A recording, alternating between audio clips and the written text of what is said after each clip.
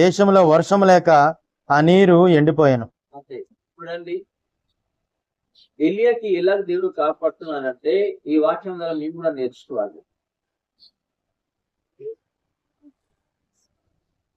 మా లైఫ్ లో డబ్బులు లేని పరిస్థితి, ఇల్లు లేని పరిస్థితి, జాబ్ లేని పరిస్థితిలో ఉన్నప్పుడు దేవుడు ఎవరి ద్వారా మాకు కాపాడాడు. ఇది మర్చిపోకుండా. దేవుడు డైరెక్ట్ రారు.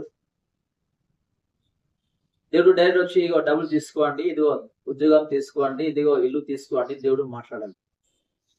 వాళ్ళ బిడ్డల ద్వారా దేవుడు కార్యాలు చేస్తారు. హల్లెలూయా.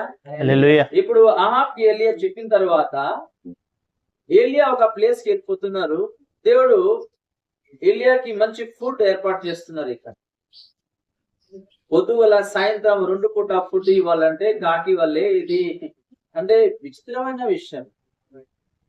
ఇది మనుషు ద్వారా జరగదు, కేవలం సృష్టికర్త యెహోవా ద్వారానే జరుగుతుంది. అంటే చూడండి, దేవుడి ఒక మనుషుని ఎలా కాపాడుతున్నారు, మనకి దేవుడు ఎందుకు కాపాడలేదు?